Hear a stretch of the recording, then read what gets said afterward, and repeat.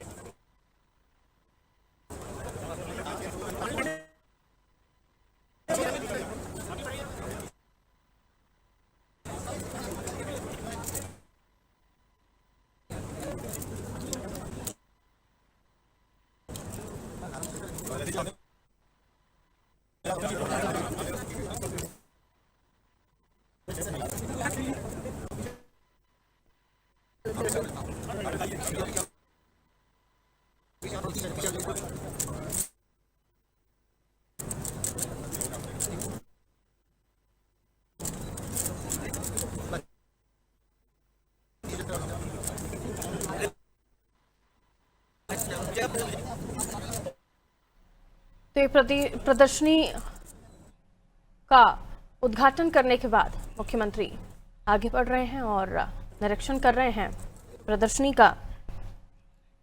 11 साल प्रधानमंत्री नरेंद्र मोदी के कार्यकाल के पूरे होने के बाद ये प्रदर्शनी लगाई गई है, जहां एक एक चीज इस प्रदर्शनी में किस तरीके से प्रधानमंत्री नरेंद्र मोदी ने अपने कार्यकाल में काम किए हैं, वो इन प्रदर्शनी में अलग अलग तस्वीरों में दर्शाया गया है।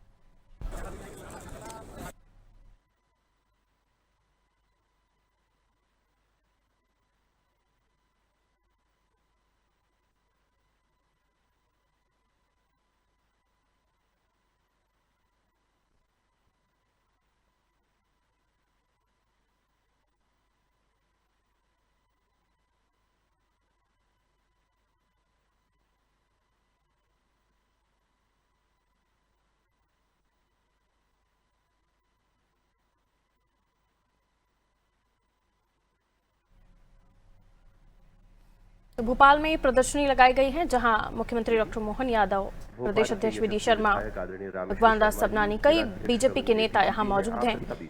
मोदी सरकार के 11 साल पूरे होने पर इस प्रदर्शनी का उद्घाटन किया गया और हर एक तस्वीर में यहां मोदी सरकार के कार्यकाल के बारे में बताया गया है, कब क्या हुआ। सबनानी जी, भोपाल के यशस्वी विधायक आदरणीय रामेश्वर शर्मा जी, और ये तस्वीरें आप देख रहे हैं, जहां आप सभी का भी मैं हार्दिक स्वागत करता हूं। ये प्रदर्शनी लगाई गई। मैं माननीय प्रदेश अध्यक्ष जी से आग्रह करता हूं, कृपया पत्रकार वार्ता को संबोधित करके प्रारंभ करें।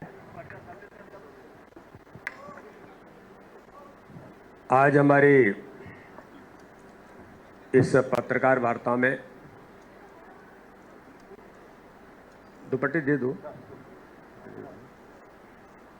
पहन लेंगे।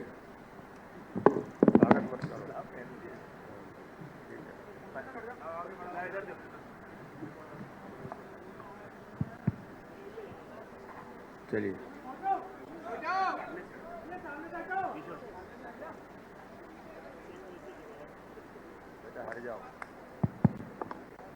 आज हमारी इस पत्रकार वार्ता में हमारे बीच उपस्थित मध्य प्रदेश के हमारे लोकप्रिय मुख्यमंत्री आदरणीय डॉक्टर मोहन यादव जी, हमारे प्रदेश के महामंत्री विधायक भाई भगवान दास जी, हमारे वरिष्ठ विधायक भाई रामेश्वर जी, मीडिया प्रभारी आशीष जी और हमारे जिले के सम्मानीय अध्यक्ष श्री यति जी और इस अवसर पर उपस्थित सभी पत्रकार मित्रों, आज के मामले में 100% हमारा विद्युतीकरण कर दिया। जल जीवन मिशन के माध्यम से घर घर जल, नल से जल, ये कितना आश्चर्य की बात है। और कृषि विकास का बजट माननीय मोदी जी के माध्यम से 5 गुना बढ़ाया गया, वैसे तो सभी दूर कर दिया। और किसान सम्मान निधि, पहली बार अगर कोई किसानों को सम्मान निधि दे करके, ये किसानों के हाथ में हमारे द्वारा रकम देना है, ये भी बहुत घोर आश्चर्य की बात है। 80 करोड़ जनता, 80 करोड़ में 100 से ज़्यादा देश आ जाते हैं दुनिया के। ऐसे में 80 करोड़ से ज़्यादा लोगों को 10 साल तक, अभी वापस फिर 2028 तक तो कर ही दिया हमने, तो सबको निःशुल्क अनाज देना, गेहूं चावल जो देना, ये कोई छोटी मोटी बात नहीं। सभी प्रकार की व्यवस्थाओं के बलबूते पर हमारे लिए, आपने सबने देखा SC ST OBC आरक्षण में 50 तरह की बात आती थी, लेकिन बगैर किसी को कष्ट दिए 10% आरक्षण सामान्य वर्ग को भी दे देना, जिसके लिए ये जो 10% आरक्षण दे करके समाज के अंदर ये विशेष संदेश देना कि हाँ, हमारे लिए सभी वर्ग बराबर है। 33% लोकसभा विधानसभा में आरक्षण, ये तो चमत्कार ही हो जाएगा। और इसमें भी वही हाल है, छोटी लकीर को बड़ी लकीर करने की अलग से लकीर खींच दी, बाकी जो चले हुए आरक्षण के साथ जितनी सीटें हैं उनको डिस्टर्ब नहीं कर रहे हैं, वो सब यथावत रहेगी। लेकिन परिसीमन के आधार पर 33% लोकसभा विधानसभा, और लोकसभा विधानसभा भी नहीं, सैनिक स्कूल में भी गुंजाइश दे रहे हैं, सभी प्रकार के आर्मी में और फोर्स में भी गुंजाइश देना, बहनों के लिए तो ये गजब ही हो गया। सेना में कमीशन, महिलाओं में पायलट, NDA में भर्ती, जो आमतौर पर पुरुष प्रधान माने जाते थे, प्रत्येक जगह भविष्य में हमारी देश की आधी आबादी की चिंता करना, ये कम बड़ी बात नहीं। हमारे यहाँ रेलवे के मामले में रेल का अलग बजट, और रेल मंत्री अपने यहाँ ही 2-3 रेल खोल दें, बहुत भारत माता की जय, सब हम देखते थे। कभी वो बंगाल, कभी वो बिहार, इसलिए रेल मंत्री में ही चलता था। रेल के बजट को मूल बजट से मिला करके रेल कितनी उपयोगी हो सकती है, कभी कोई भी कल्पना करी कि रेल की 2 पटरी हो जाए तो बड़ी बात है। अब तो 3 ने 4, यही अपने मध्य प्रदेश तक आ गई, 4 सबसे ज़्यादा। और इंदौर मनवाड़ा 18,000 करोड़ से ज़्यादा की तो एक नई दुनिया खुल जाएगी अपने यहाँ से। अपने यहाँ मध्य प्रदेश में तो रेल के माध्यम से केवल कल्पना करें, अभी रेल चलती दिल्ली से, और अगर उसको बम्बई जाना है तो रेल चल के आएगी ग्वालियर, ग्वालियर से आगे झांसी के यहाँ से अपने यहाँ आगरा, और ग्वालियर होते हुए भोपाल, भोपाल से इटारसी, इटारसी से फिर खंडवा जाएगी और फिर उधर निकलेगी। अरे काहे की जरूरत है भाई। अब ये मनमाड़ की ट्रेन डली, लाइन डली कि सीधे वहीं से ग्वालियर से ये जो गुना का हमारा सूखा ट्रैक है, ये मेन ट्रैक में आ जाएगा, सीधा इंदौर, और इंदौर से सीधे निकाल दो बम्बई तरफ, तो लगभग 200 किलोमीटर से ज़्यादा, 250 किलोमीटर का एरिया बचेगा, एक पूरा नया क्षेत्र खुल जाएगा। तो एक एक रेल लाइन कहाँ से कैसे कैसे हो सकती। एयरपोर्ट, हम तो भाग्यशाली हैं। मैं अभी बिहार गया था, बिहार में कुल जमा अभी आज की स्थिति में 3 एयरपोर्ट काम कर रहे हैं। आज हमारे पास 8 एयरपोर्ट हो गए, सतना और दतिया जोड़ दे तो। और अभी पाइपलाइन में तो अभी उज्जैन और शिवपुरी को अलग अनुमति मिल गई, और ऑलरेडी काम करने वाले हैं। जहां हमारा जेट उतर जाते हैं वो नीमच, मंदसौर, रतलाम, सिंगरौली, उमरिया, ये तो अभी हम उसने रीजनल कनेक्टिविटी में केवल नाम डलवा देंगे, ऑलरेडी बने बनाए हैं, इन पे काम भी चल रहा है। तो 16 एयरपोर्ट हमारे आज की स्थिति में बन रहे हैं।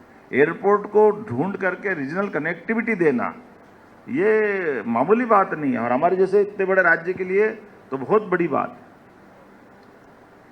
प्रति व्यक्ति आय में 67% की वृद्धि, विदेशी मुद्रा भंडार में 135% की वृद्धि, टैक्स पेयर्स आधार में 127% की वृद्धि, डायरेक्ट टैक्स कलेक्शन में 238% की वृद्धि, बगैर कोई झंझट के बहुत सरलता के साथ आर्थिक रूप से संपन्न करते हुए, और बजट में भी है, आधुनिकता भी है, पारदर्शिता भी है, और वो ब्रिटिश कालीन फालतू का नाटक छोड़ करके बजट पर खुल के चर्चा भी होती। ये जो क्या मालूम क्या नाटक चलता था पहले, भगवान जाने। ये सारी चीज़ों में लखपति दीदी कार्यक्रम, स्वयं सहायता समूह को मदद करना, चंद्रयान, अब ये वैज्ञानिक अगर कोई कारण से असफल भी होता, जब रिसर्च करते हैं तो असफल को भी गले लगाना वहाँ जा कर के प्रधानमंत्री स्तर पर, तो फिर तो कहाँ से कहाँ पहुँच जाएंगे। रिसर्च नहीं तो मालूम पड़ा जांच बिठा दो, कहाँ से पैसे का नुकसान कर दिया। सरकारी जो नाटक रहता था, किसी का भी कोई हो गया तो अभी तो खोजे, हुई नहीं हुई, भाई क्या करेंगे। लेकिन अब इसका परिणाम क्या आया, पहले हमारे विमान वाहक पोत कहाँ से आ रहे साहब, जो जहाँ से रिटायर्ड करके कंडम घोषित कर दे वो भारत में भेजते थे, और हम उसको अपना थोड़ा सुधार कर गुरा के काम चलाते। आज की स्थिति में 100 से ज़्यादा देशों में रक्षा के सभी प्रकार के उपकरण और सारी व्यवस्था में निर्यात की स्थिति में हम आ रहे हैं। ये अपने आप में बहुत बड़ी बात है। आप कभी अंदाज लगा लो, हमारे देश का सोना स्टेट बैंक ऑफ इंग्लैंड के अंदर आज़ादी के समय से इस सुरक्षा के आधार पर कि हमारे देश को, और मालूम पड़ा कि वो ऐसी अर्थव्यवस्था बनी थी कि आते आते सारा विदेशी मुद्रा भंडार खत्म हो गया। और वो दौर याद करो नरसिम्हा राव जी के थोड़े से आगे पीछे का, कि जब हमारा अपना सोना गिरवे रखना पड़ा। ऐसे में जब हम अपने आप में सबल, सक्षम और समर्थ बन रहे हैं, तो जो 766 टन सोना था, माननीय मोदी जी के नेतृत्व में न केवल 100 टन बढ़ाया, बल्कि धीरे से पता ही नहीं चल रहा, और अब केवल 300 टन वहाँ पड़ा, बाकी सब अपने देश में ले आए। जब देश सक्षम हो रहा तो क्या अपना सोना अपन नहीं रख सकते, इसमें क्या बड़ी बात। लेकिन चूंकि वो उनके पास रहता, तो कभी कोई कारण से अपने संबंध 19 से 20 से हो गए, तो वो अपने हमको ब्लैकमेल करेगा। तो एक एक चीज, अपनी चीज अपने पास होना, कितनी बारीकी से देखो। हम याद करो चाइना का, आपने सबने देखा वो दौर, कि चाइना के साथ कोई बात पे हुई तनातने तो कोई बैठे, हमने अंगद का पाँव सुना था, वो पता नहीं भगवान राम के काल की बात थी, लेकिन हमारी सेना का अंगद का पाँव जब तक, और किसके लिए, पड़ोसी देश भूटान के लिए, हमारे स्वयं के लिए नहीं। तो हम हमारे साथ खड़े देश को भी ये विश्वास दिलाने में सक्षम हो रहे हैं कि आओ हमारे साथ, हम आपकी चिंता करेंगे। भूटान के साथ भी वो करा, लंका के साथ भी वो करा। श्रीलंका की वित्तीय व्यवस्था सब खत्म हो गई थी, कहाँ की स्थिति में पहुंच गया था। आज श्रीलंका को उसके कर्जाल से निकालते हुए अपने साथ खड़ा करने का काम कर रहे हैं। अभी हमने देखा पाकिस्तान के साथ तनातनी में, अफगानिस्तान हमारे साथ दिख रहा है। ये जो कई सारे निर्णय, अब मैं कितनी सारी बातें बोलूं, ऐसा लग रहा प्रेस कॉन्फ्रेंस में तो भाषण हो जाएगा।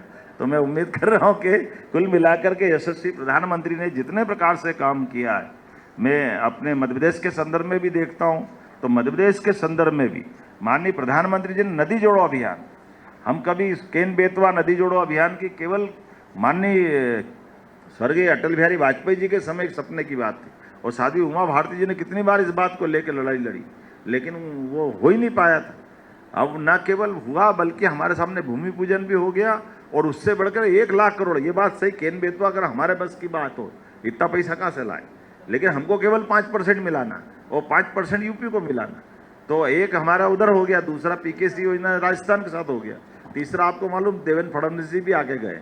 तो ये जो राज्यों के आपस के संबंध भी सौहार्दपूर्ण होना चाहिए, राज्य से राज्य की लड़ाई नहीं होना चाहिए।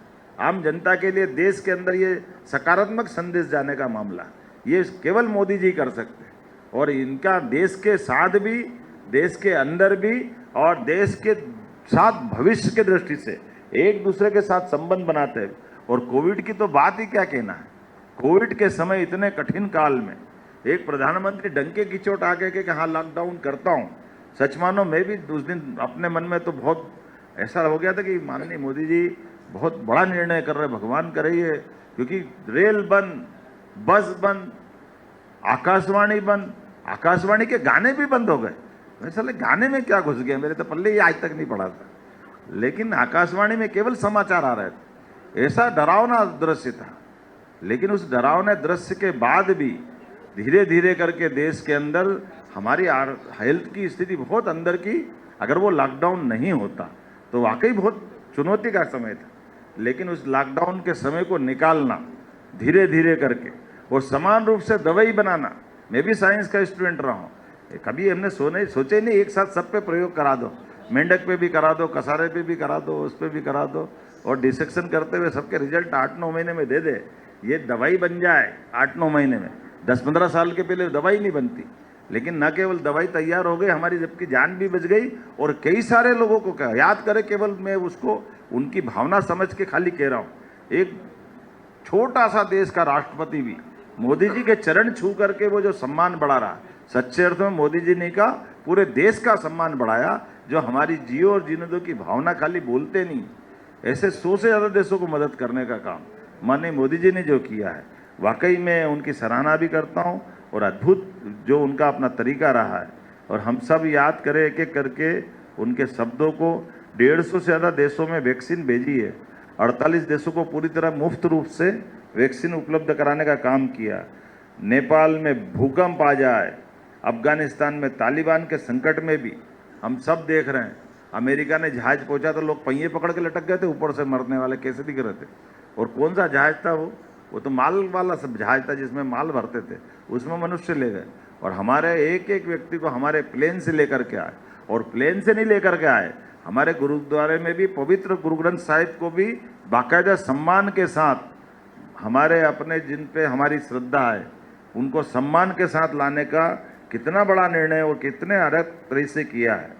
मैं मान के चलता हूँ कि एक एक चीज़ें आज बदलते दौर में हमारे मोदी जी के 11 साल में वाकई वो अकल्पनीय है, अद्वितीय है और स्वर्ण अक्षर में लिखे जाने योग्य है। मैं मान के चलता हूँ यशस्वी प्रधानमंत्री न केवल अपने इस कार्यकाल को पूरा करे, मैं तो भगवान से कामना करता हूँ कि हमारे लिए एक बार फिर वो 19-29 में भी दोबारा अपना मार्गदर्शन दे और फिर प्रचंड बहुमत से हमारी सरकार माननीय मोदी जी के नेतृत्व बने। मेरी अपनी ओर से सबको शुभकामना। आप सभी पत्रकारों को धन्यवाद देता हूँ। हमारे राज्य में भी माननीय मोदी जी के आशीर्वाद से डबल इंजन की सरकार काम कर रही है, और आपके सहयोग से, सतत संवाद से भारत ने जिस प्रकार से अपने लोकतंत्र को गौरवान्वित किया है, मध्य प्रदेश भी इसी आकांक्षा के साथ मेरी अपनी बात को पूरी करता हूँ। बहुत धन्यवाद। धन्यवाद माननीय मुख्यमंत्री जी। इसके बाद कुछ प्रश्न, सबसे पहले विजय दास जी। जी बिल्कुल। माइक दो बाहर, माइक।